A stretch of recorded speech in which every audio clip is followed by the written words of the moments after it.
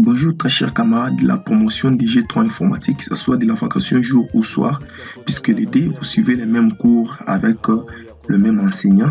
La présentation sur l'enseignant même, votre très cher assistant Shada Kaitama Sanka, qui vous présente ces tutoriels en guise de connaissances, puisqu'on a des problèmes par moment du courant pendant la journée, on a des problèmes par moment de l'organisation d'un auditoire.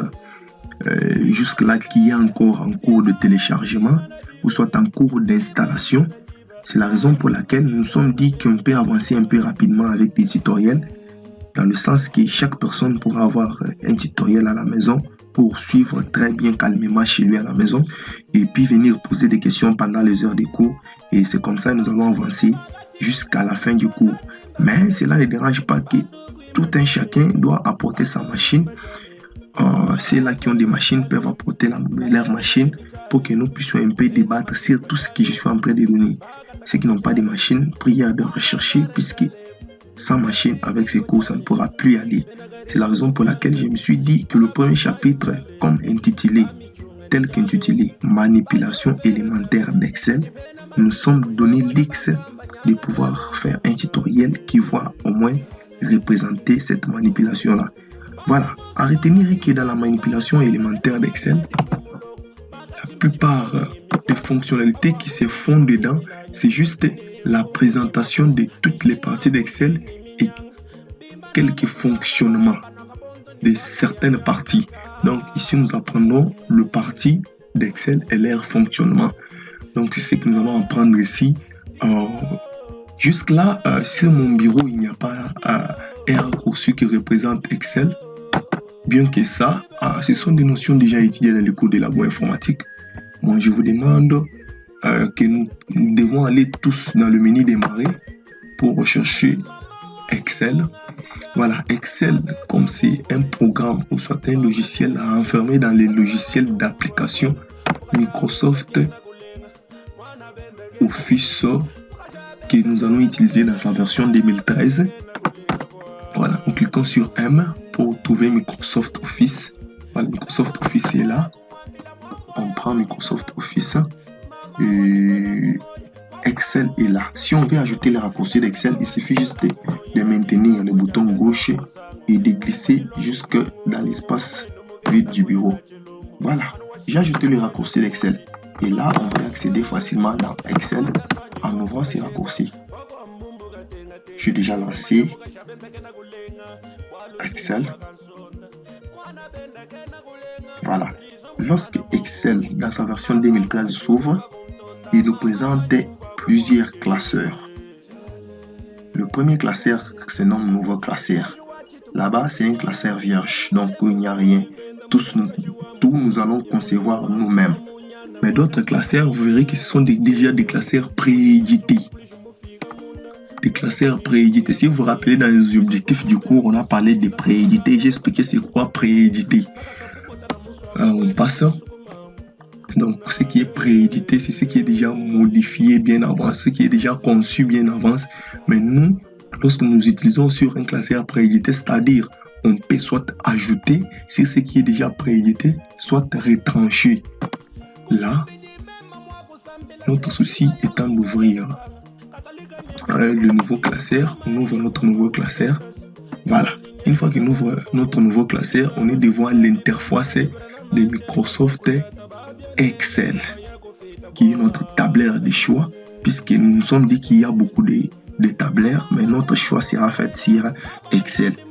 Si il faudrait que je revienne encore sur les explications pareilles pour que ça reste dans vos têtes, je vous avais dit que Excel est un tableur, mais tout tableur n'est pas Excel. Donc dans cette phrase-là se cache tout le secret qui pourront donner la différence entre Excel et un tableur. C'est de même, je vais évoquer l'exemple d'un SGBD et l'Access. J'avais dit que Access est un SGBD, mais tout SGBD n'est pas Access. Comme Access, comme TBD était déjà un cours étudié, c'est pourquoi j'avais évoqué cet exemple-là. C'est dans ce sens-là que vous devez comprendre la différence entre tableur et Excel. Voilà, le tableur c'est comme la maman, Excel c'est comme l'enfant. C'est dans ce sens-là. Ok, ce n'est pas encore la leçon que je devais revenir puisqu'il y avait beaucoup plus insisté sur. Nous devons continuer. Voilà. Lorsqu'on est devant Excel, la première partie qui se présente au-dessus, c'est cette partie ici où je suis en train de mettre mon pointeur. Cette partie ici s'appelle barre de titres. Donc la barre de titres quitte d'ici,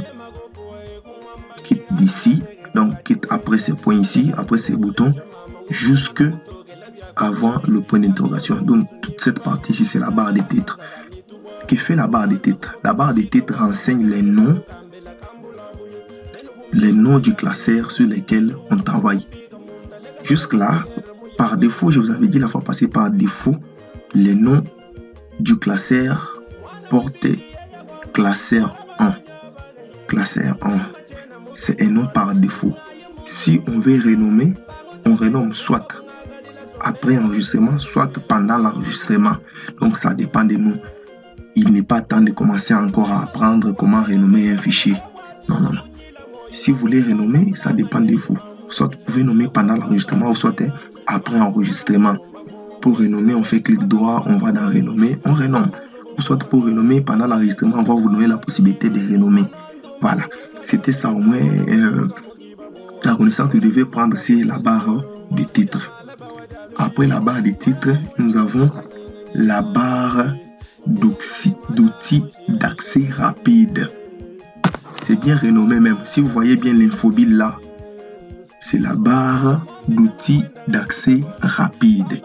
Dans la barre d'outils d'accès rapide, donc il y a des options qui nous permettent, ou soit des boutons qui nous permettent d'accéder dans certains menus un peu rapidement. Donc tous ces menus là sont là, ici déjà dans Excel, mais ici on y accède rapidement.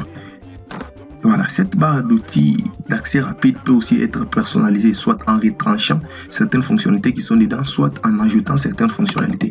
Voilà, une fois que je clique sur ce bouton-là, qui me déroule certaines options, soit certaines commandes, je vais choisir n'importe quelle commande que je vais, soit pour retrancher. Donc, toutes les commandes qui sont déjà dans la barre d'accès rapide, vous verrez qu'ils sont cochés. Une fois que je décoche sur cela, ils partent. Vous voyez comment les options là sont en train de partir, soit les commandes sont en train de partir. Donc toutes les commandes qui y sont peuvent soit être retranchées ou soit être ajoutées. Donc dans la barre d'outils d'accès rapide, on peut soit ajouter, soit retrancher certaines commandes qu'on veut. Voilà, là j'ai remis mes commandes telles que je les avais classées. Ça dépend de l'utilisateur. Des commandes qui sont beaucoup plus utilisées dans la plupart des cas sont par exemple l'aperçu avant impression. Donc voir avant imprimé, par exemple aussi l'enregistrement rapide, par exemple l'avant électronique pour ceux-là qui travaillent dans des grands bureaux, etc.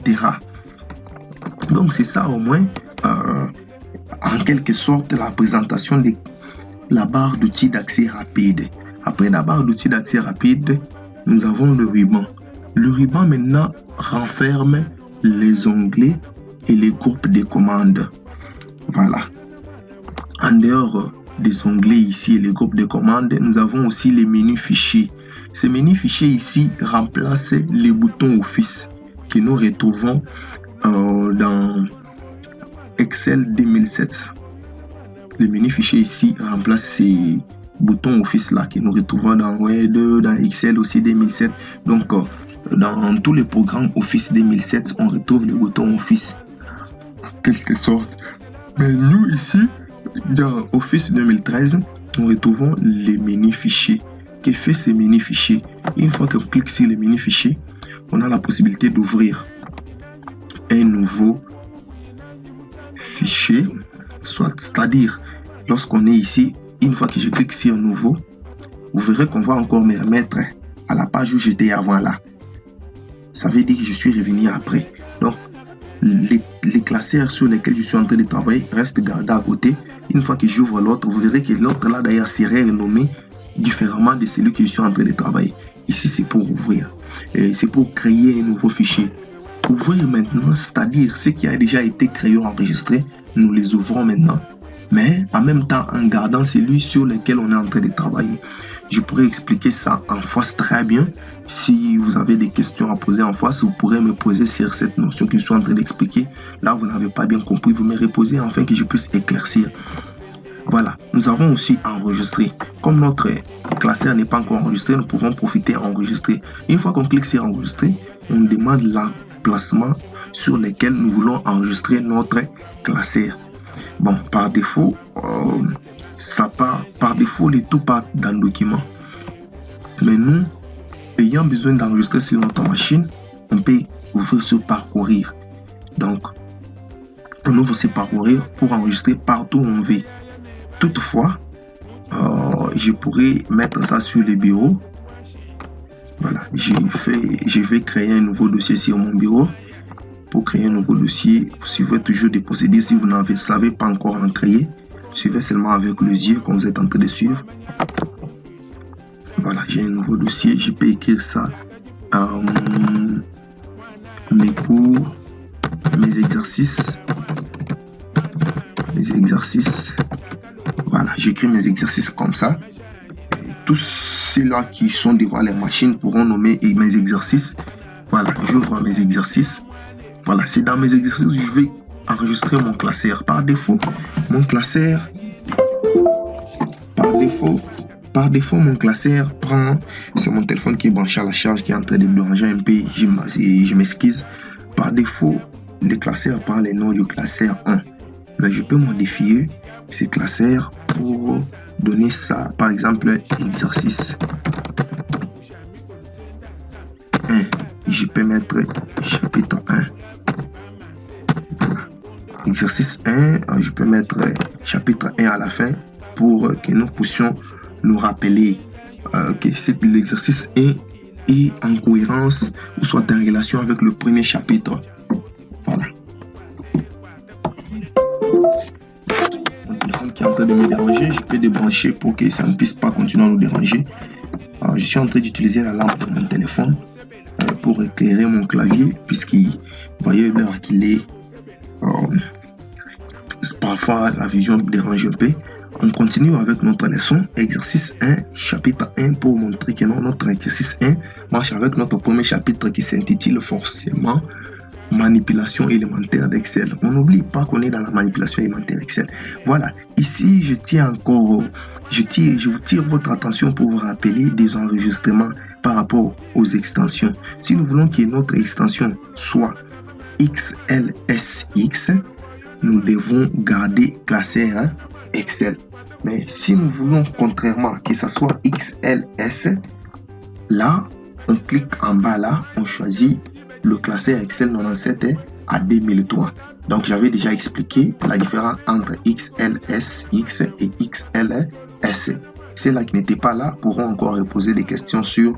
Nous pourrons toujours, étant à votre service, pour vous donner la matière, nous pourrons toujours insister sur pour que vous ayez au moins l'éclaircissement de la différence entre deux extensions. Voilà, pour découvrir l'extension, je crois que je pourrais vous montrer à la fin de ce tuto comment découvrir l'extension. Mais au début ici, la leçon c'est manipulation élémentaire d'Excel. Là, on apprend comment enregistrer. Là, je peux enregistrer. Jusque là, j'ai déjà enregistré. Vous verrez que lorsque j'enregistre, les noms changent ici dans la barre des titres. Ça devient maintenant tout ce que nous avons renommé là. C'est la raison pour laquelle on appelle ça barre des titres. Voilà, je passe.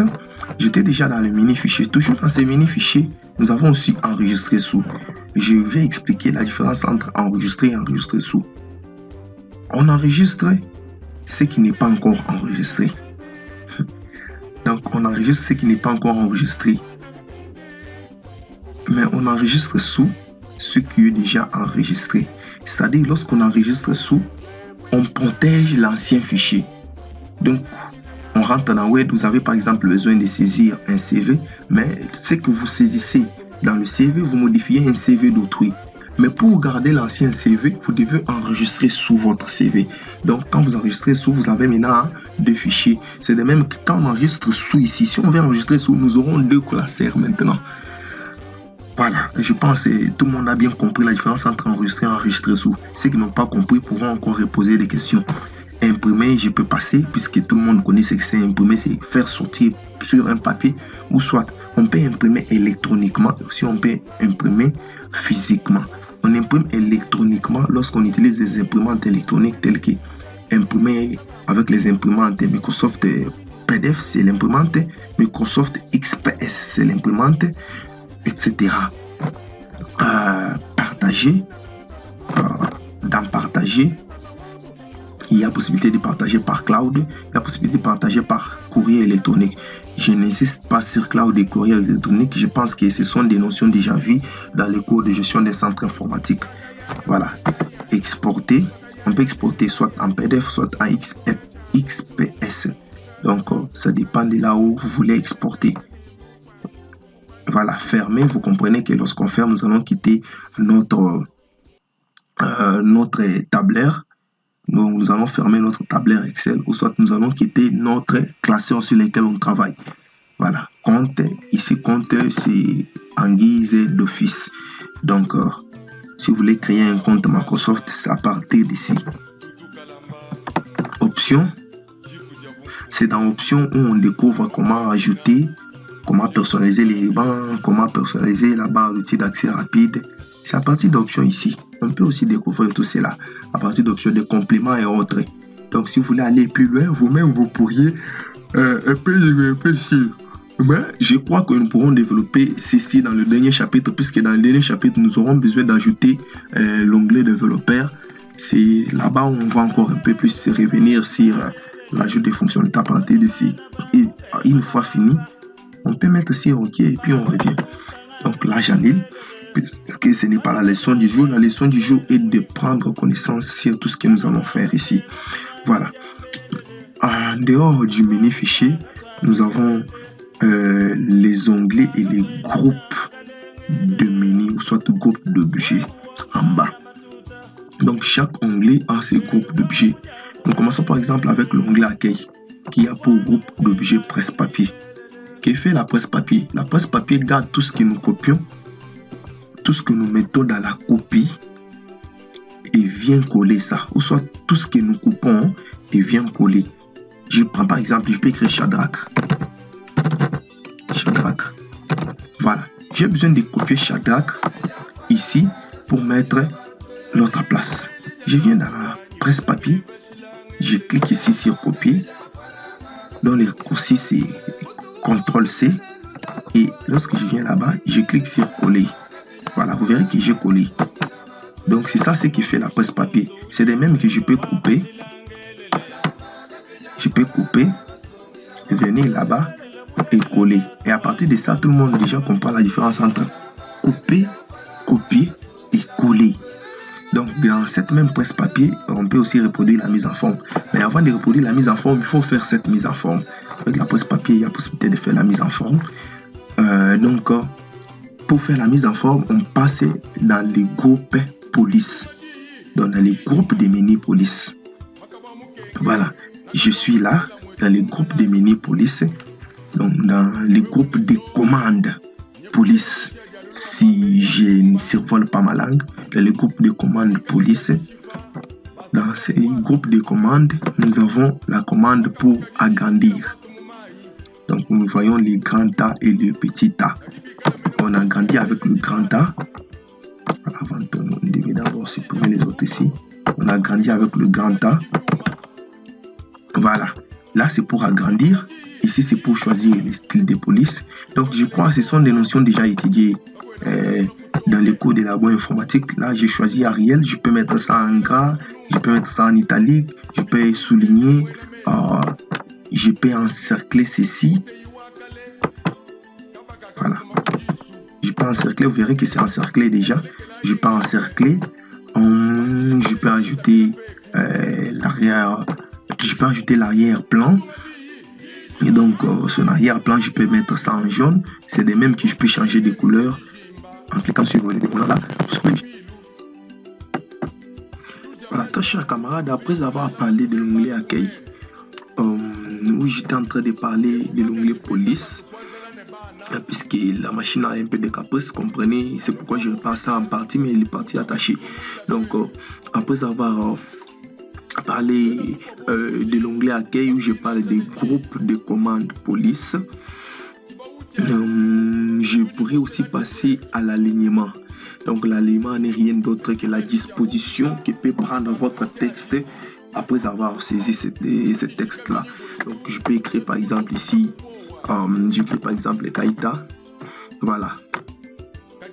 J'ai écrit Kaita, je préfère écrire ça en majuscule pour la meilleure vision par certains amis. J'écris Kaita, voilà. Et jusque-là, j'ai sélectionné encore la cellule qui contient les écrits Kaita. Voilà. Je vais changer de l'alignement. Pour changer l'alignement, donc d'abord la disposition, je vais mettre ça au centre. Il suffit que je clique ici. Donc au centre, il suffit que je clique ici, je suis au centre. Il suffit que je clique ici, je suis à droite. Il suffit que je clique ici, je suis à gauche. Maintenant, au-dessus, là-bas, c'est la disposition qui ça va prendre. Une fois que des dispositions horizontales sont modifiées, autres. Par exemple, je suis par exemple ici pour modifier l'orientation. Une fois que je suis là, je peux orienter ça. On dit rotation dans le sens inverse. Une fois que je clique là, vous voyez comment ça devient. Donc, si vous voulez saisir quelque chose comme ça, il suffit juste de cliquer à partir d'ici. Voilà. Vous voulez encore modifier la rotation pour que ça soit inversé. De cette manière, ici, il y a possibilité. Vous voulez encore que ça soit vertical comme ça. Il y a aussi possibilité de le faire. C'est à partir de ça que vous pouvez modifier pour le mettre au centre, à gauche ou à droite. Cela dépendra de votre souhait. Voilà, je peux encore modifier ça comme ça, de cette manière. En tout, bon, il y a des écrits qui demandent d'être mis comme ça, et surtout quand vous faites la saisie des bulletins entre, ça demande d'être mis comme ça. Donc, si vous voulez désactiver pour remettre ça à l'état initial, il suffit juste de cliquer là, vous aviez cliqué là, c'est revenu à l'état initial. Voilà. Et en dehors de ça, je peux écrire par exemple Kaita Masanka dans la même case. Masanka. Voilà. Et je trouve que j'ai besoin que Kaita Masanka ici prenne 2 cellules. Là, pour que ça prenne 2 cellules, donc avant que ça prenne d'abord 2 cellules, j'ai besoin d'abord que les noms ici respectent l'alignement. Donc, si je veux que ça respecte la case, ou soit ça respecte la cellule de l'alignement, il suffit juste que je clique ici sur renvoyer.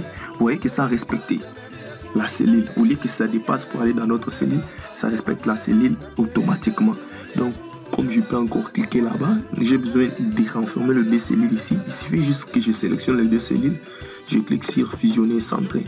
Là, j'ai fusionné et centré. Donc, je vais utiliser maintenant 2 cellules pour écrire mon unique nom. Donc, après ça, il y a aussi ce que nous appelons groupe de commandes nombre. Le groupe de commandes nombre n'est rien d'autre que le groupe de commandes qui détermine le type de contenu que nous allons écrire dans nos cellules. J'écris par exemple 700. Donc le 700 que j'ai écrit, j'ai besoin que ça soit en francs, donc en monnaie. J'ai besoin que ça soit monétaire. Et après avoir écrit, il suffit juste de sélectionner sur mes 700 francs là que j'ai besoin que ça soit monétaire. Et je clique ici. Donc je vois monétaire. Voilà. Et chez moi, ma machine a été déjà bien paramétrée pour que ça prenne en charge le franc congolais. Sur vos machines, vous verrez peut-être qu'on parle des euros. Donc le mot, les monétaires, les types monétaires euros.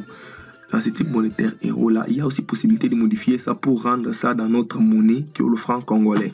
Donc moi j'ai déjà rendu dans notre monnaie qui est le franc congolais, puisque moi j'aime beaucoup donner valeur à notre très cher et beau pays. Voilà, après avoir sélectionné comme ça, il y a possibilité soit d'ajouter la partie décimale, soit de supprimer cette même partie décimale. C'est avec les 2 boutons ici à côté, avec les 2 commandes ici à côté. Il y a la commande qui supprime, il y a aussi la commande qui ajoute comme vous voulez. Donc ça dépend de vous, ça dépend de l'utilisateur, de la manière dont l'utilisateur veut que ces nombres là s'affichent. Autre chose, c'est que Une fois que vous saisissez des noms, donc des chaînes de caractères, j'écris par exemple Shadrach, une fois que vous saisissez des chaînes de caractères, donc l'orientation par défaut, l'orientation voit à gauche. Mais si c'était un nombre, l'orientation va automatiquement à droite par défaut. Donc vous voyez qu'avec les nombres sont toujours à droite. Si ce ne sont pas des nombres, c'est toujours à gauche. C'est pourquoi si j'écris par exemple 1, à la place des 0, j'écris O, vous verrez que ça ne bouge pas. Ça, ce n'est pas un nombre. Donc, vous devez savoir au moins ça, pour que cela, puisque cela pourra toujours nous revenir de temps en temps. Voilà. En dehors de ça, nous avons aussi le style. Bon, en ce qui concerne les styles, ça sera vu dans le deuxième chapitre, puisque au deuxième chapitre, nous allons voir la mise en forme conditionnelle. C'est là-bas où nous allons étudier comment faire la mise en forme conditionnelle, etc. Puisque notre deuxième chapitre va automatiquement se baser sur la manipulation des tables, ou soit de notre feuille de calcul. Voilà.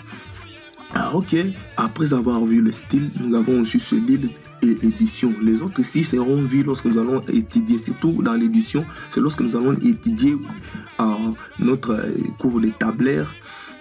Donc nous allons commencer à remplir notre tableau d'Excel ou soit notre feuille de calcul. Lorsque nous allons commencer à remplir, là, c'est là où on doit étudier comment faire les tri des données, comment faire tout ça là, la recherche rapide des données, la recherche sélectionnée, tout ça là, nous allons les faire ici, qui seront considérés comme des requêtes que vous avez vues dans les cours de TBD. Donc là, on passe, on attaque l'onglet insertion. L'onglet insertion, comme vous l'entendez très bien, c'est pour insérer. Qu'est-ce que nous insérons? Nous insérons des tableaux, nous insérons des illustrations. Les illustrations sont refermées par des images, des captures photos, des formes. Donc tout là s'insère dans les illustrations. Nous insérons aussi des applications pour Office. Les applications pour Office. Donc on peut afficher quelles sont les applications. Donc dans la plupart des cas, les applications pour Office, ça travaille avec l'Internet. On peut fermer. Donc vous allez expérimenter vous-même lorsque vous aurez le temps de le faire. Voilà. Ok, et après application, nous avons aussi graphique. Les graphiques ont tout un chapitre.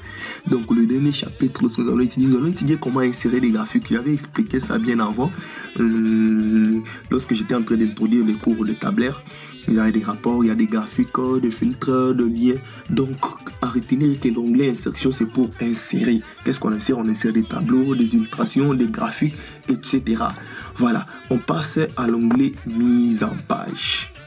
En fait, l'onglet mise en page, c'est l'onglet qui va maintenant nous permettre à faire une mise en forme pour l'impression. Est-ce que je comprends bien? Ça prépare une bonne impression.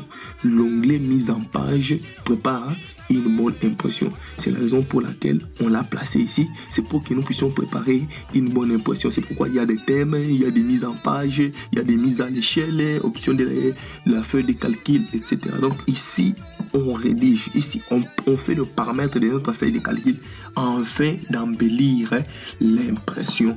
Donc, nous avons aussi formule.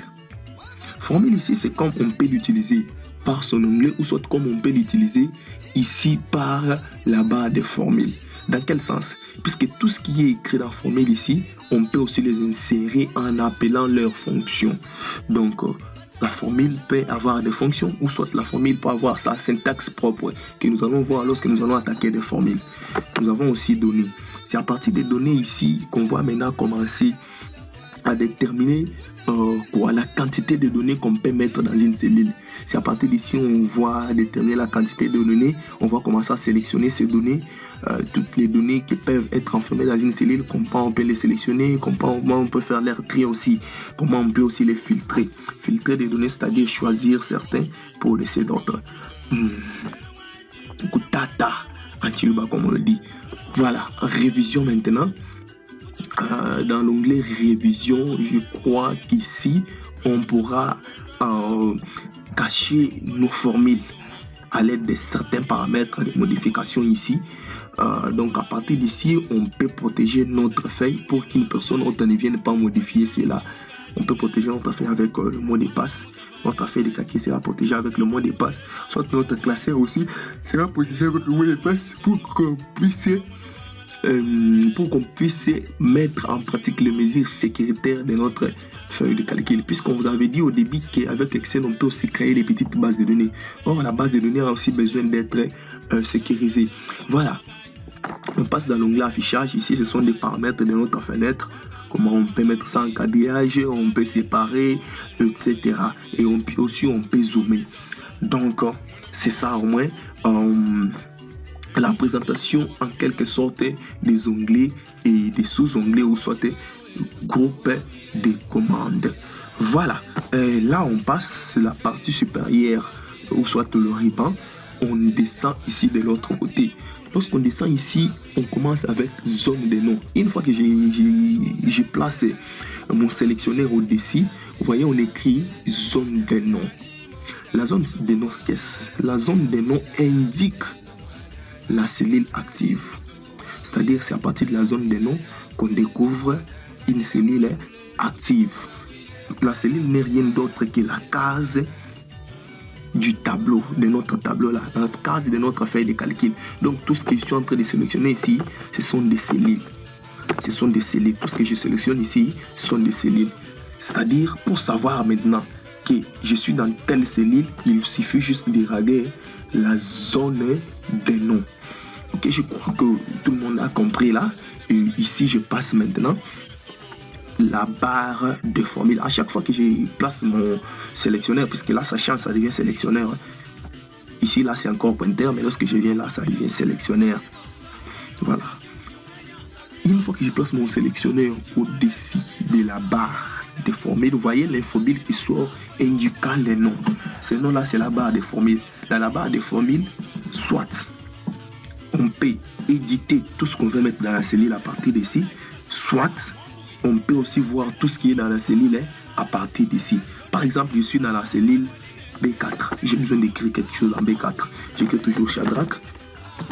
Voilà, je écris Shadrach dans la cellule B4. Vous verrez que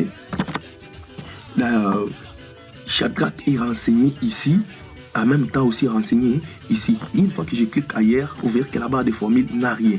Mais une fois que je clique sur la cellule B4 où se trouve les contenus, vous verrez que ce même contenu là apparaît encore dans la barre de formule. Donc on comprend que l'importance de la barre de formule n'est pas seulement de mettre une formule que nous pourrons étudier des formules et puis aussi des fonctions. Voilà, la barre de formule a les trois indicateurs à côté.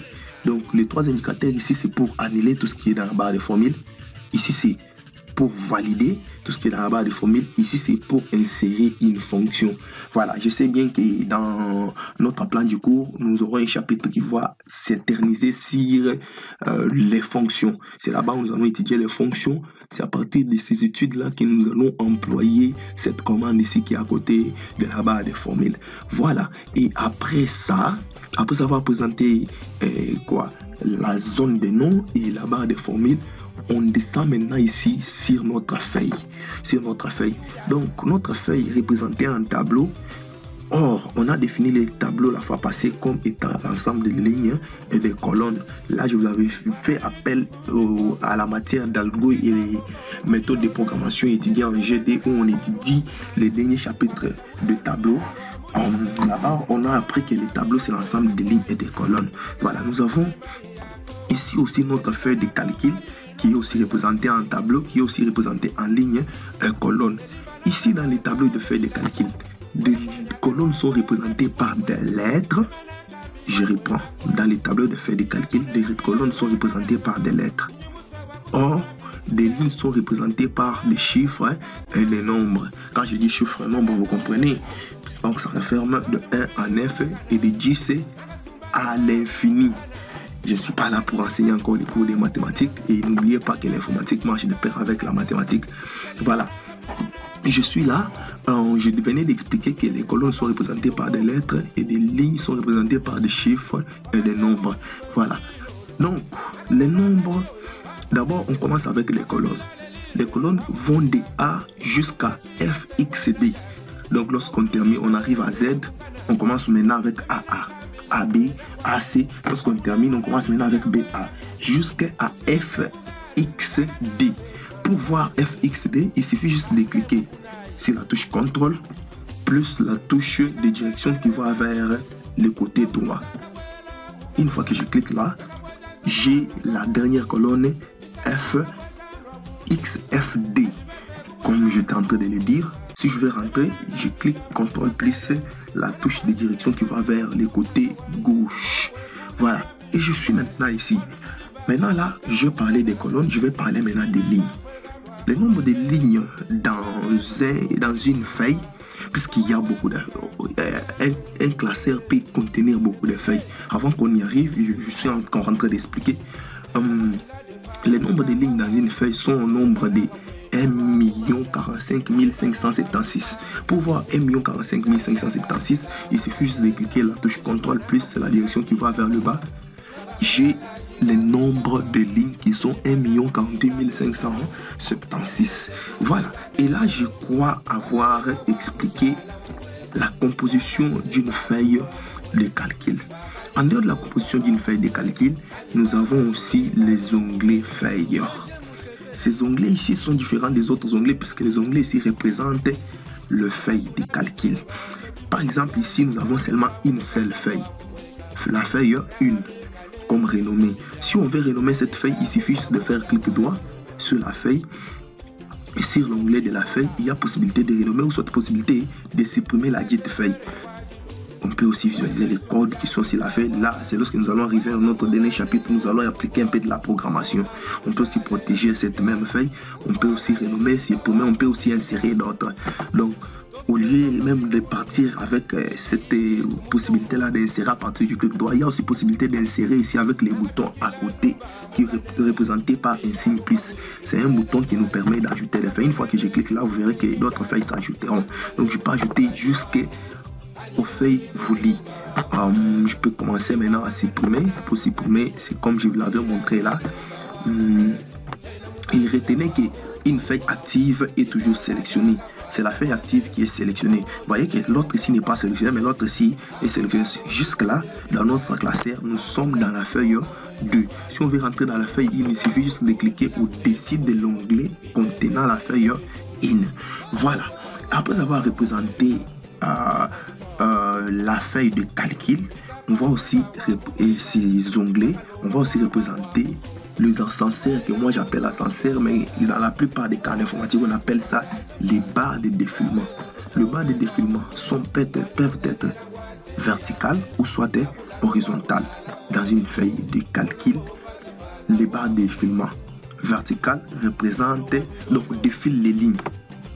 Le barre de défilement vertical défile les lignes. Or, je suis en train de dire des barres puisqu'il s'agit de des barres, mais jusque là, dans une feuille de calcul, lorsqu'on retrouve une barre de défilement verticale, la barre de défilement verticale permet de défiler des lignes. Or que la barre de défilement horizontale, au contraire, permet de défiler des colonnes qui sont en lettres. Donc, je vous rappelle encore que des lignes sont représentées par des chiffres et des nombres, et des colonnes sont représentées par des lettres dans une feuille de calcul. Voilà, après avoir parlé de la feuille de calcul et puis de ces ascenseurs ou soit de ces barres de défilement, cette fois-là, on va parler maintenant de la barre d'état. Dans la barre d'état, on représente l'état sur lequel le fonctionnement de notre feuille de calcul est en train de fonctionner. C'est-à-dire quoi? Dans cette barre d'état, on peut représenter le nombre de cellules sélectionnées, le nombre de cellules contenant des données. Et on peut aussi représenter les zooms. Donc, on peut aussi zoomer à partir de cette barre d'état. Donc, à côté, nous avons la représentation normale, nous avons la représentation en mise en page et ici nous avons la représentation en aperçu du statut des pages. Donc, une fois que je clique ici, vous verrez que différentes manières d'affichage vont changer ici. Donc vous verrez que de manière l'affichage vont toujours continuer à changer. Vous verrez que les cellules sont permis. Mais là, jusque là, on a seulement affiché en C, donc au mode là. Donc on peut aussi afficher ça comme ça, en faisant des séparations comme ça, ou soit on peut revenir à l'état normal. Voilà, les zooms c'est pour agrandir et diminuer. On agrandit, pourquoi on agrandit? Pour la meilleure visibilité. On diminue, pourquoi on diminue? Lorsque nous avons une bonne vision, puisqu'il y a des vieux. Je peux donner l'exemple des plus anciens vieux, les vieux tels que le vieux de Best Capinga, les vieux Jacob. Donc ce sont déjà les gens qui ont travaillé un peu longtemps avec des machines. Par moment, ils peuvent avoir des soucis de la vision, mais cela ne peuvent pas les empêcher de continuer à utiliser. Cela doivent les aider à zoomer. Donc c'est à partir de cela qu'ils peuvent zoomer pour voir à la taille de la capacité de leur vision. Donc c'est dans ce sens là. Donc chaque personne qui a un problème de vision, qui ne convient pas voir des lettres ou soit des nombres facilement en petits caractères, il y a possibilité de pouvoir agrandir cela. Donc on zoome à partir d'ici pour bien voir tout ce qu'on fait. Voilà. Après avoir parlé des zooms, après avoir parlé des barres d'état, je crois avoir déjà représenté presque toutes les parties, mais les parties très essentielles du classeur, donc de l'interface du classeur, les parties très essentielles de l'interface du classeur qui pourront nous aider à utiliser au processus ou soit pendant notre cours de tableur où nous étudierons uniquement Excel comme le choix fait. Ok, merci beaucoup très chers camarades. Je crois arriver à la fin de notre premier chapitre et notre leçon du jour. On se retrouve à bientôt. Voilà, avant que j'aille, je pouvais me rappeler de quelque chose que je vous ai promis au début du tutoriel que j'allais vous montrer. C'est de savoir comment on peut découvrir l'extension d'un fichier, soit si l'extension est du XLSX ou soit l'extension peut être XLS. Comment découvrir? Il suffit juste de venir sur le fichier en question, faire clic droit sur notre classeur, on fait un clic droit. Voilà, après avoir fait clic droit, on va dans propriété. Une fois qu'on clique sur propriété, il y a une boîte de dialogue qui s'ouvre. C'est dans cette boîte de dialogue qu'on peut maintenant découvrir l'extension ici. L'extension, c'est celle que j'ai sélectionnée là. On dit bien type du fichier, feuille de calcul Microsoft Excel, mais en extension XLSX. J'avais déjà expliqué c'est quoi l'extension. On avait fait un petit débat là et j'avais très bien éclairci sur ce que c'est l'extension. C'est pour un petit mot qui se met toujours à la fin du nom d'un fichier séparé par un point pour déterminer son format. Donc c'est comme ça j'avais donné la définition. Et pour découvrir cette extension, c'est ici. Donc à partir de cette extension ici, on découvre, on comprend que non, il s'agit d'un fichier Excel qui commence à partir de 2007 jusqu'à 2019 qu'on a maintenant. Maintenant là, pour le moment, on est en train d'utiliser 2013. Voilà. En ce qui concerne d'autres versions, là, je vous avais montré au début comment on peut enregistrer en version 97 jusqu'à 2000 pour que ça aille l'extension XLS. Merci beaucoup, très chers camarades. Vous avez très bien suivi le tutoriel, mais je vous demanderai de toujours revenir. Mais ne suivez pas seulement les tutoriels, cherchez celui qui a un ordinateur si vous n'en avez pas, pour mettre en exercice ou soit en pratique tout ce que j'ai donné dans ces tutoriels. Merci beaucoup, très chers camarades. On se retrouve à la séance prochaine pendant les cours. Bye.